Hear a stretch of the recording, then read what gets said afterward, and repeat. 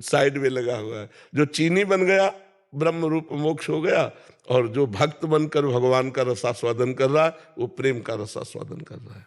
महाराज जी। राधे राधे महाराज जी। महाराज जी आपके चरणों में कोटि कोटि प्रणाम। महाराज जी, ऑफिस के कार्य के दौरान कैसे हम अधीनस्थ अपने से छोटों पर क्रोध ना करते हुए काम करा सकते हैं? नहीं, क्रोध करना चाहिए, हमें नहीं कहे कि क्रोध नहीं करना। क्रोध का नाटक करना है, क्रोध करने की आवश्यकता है, ऐसा नहीं है कि नहीं है, ये हमारी सेवा है। तो अपने अपने अधिकार, जैसे टीचर है थोड़ा कड़ा स्वभाव रखेगा तो बच्चे अनुशासन युक्त रहेंगे।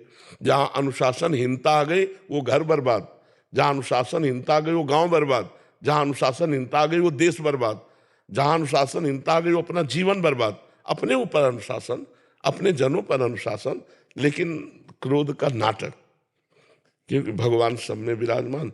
क्रोध का नाटक करने का मतलब होता है दोबारा आप उसके प्रति द्वेष भाव नहीं करेंगे। जब आप मिलेंगे तो फिर वैसे मिलेंगे जैसे रोज मिलते हैं, लेकिन उस समय जब आपको शासन करना है तो आपको दूसरा रूप दिखाना। आपको जो कार्य है वो कार्य क्यों नहीं किया गया, इसकी गलती आप स्वीकार करो, और गलती स्वीकार करते हो तो इसका प्रायश्चित स्वीकार करो, और उसके प्रति कड़ा व्यवहार रखना पड़ेगा। नहीं तो फिर जैसे सरकारी काम है, अपने अपने अधिकारानुसार यदि कड़ा स्वभाव न रखें तो अराजकता फैल जाएगी, नहीं फैल जाएगी। तो हमें लगता है कि हम क्रोध असलियत में हृदय न जलावें, क्रोध का नाटक करें तो अच्छा रहेगा। बच्चों से है, माता पिता अपने बच्चों के दोष दर्शन करें, उन पर क्रोध करके दोष निवृत्ति की भावना करें। टीचर अपने विद्यार्थी पर काम देखे कि विद्याध्ययन का काम प्रमादयुक्त तो नहीं है, नहीं तो फिर क्रोध करे। पहले हम विनय से काम लेते, साम नीति, फिर उनको हम दाम नीति, प्रलोभन की आप पढ़ लिख कर अच्छे, फिर दंड नीति।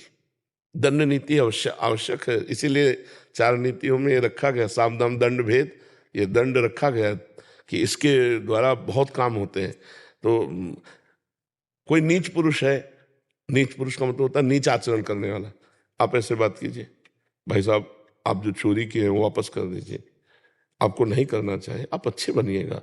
वो बिल्कुल नहीं सुन, काम कहाँ किया ऐसा, और जो कड़ा शासन किया तो अपने आप निकाल के भी दे देगा, और अगली बार डरेगा कि इस एरिया में हमें हाथ नहीं मारना चाहिए। तो भय एक शासन सत्ता को, एक समाज को सुरक्षित रखता है। ऐसा नहीं कि भय की, पुलिस का भय ना हो, कानून का भय ना हो, तो अभी राक्षसी देख लो वृत्तियां कैसी फैल जाए।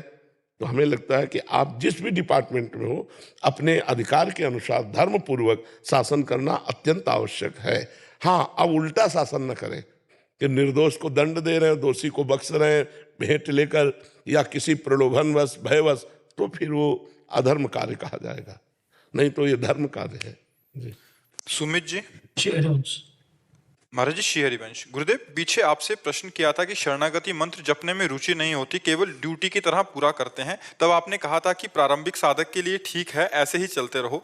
गुरुदेव, अब शरणागति को 3 साल से अधिक हो गया, अभी भी प्रारंभिक साधक मानकर ऐसे चलना क्योंकि बच्चा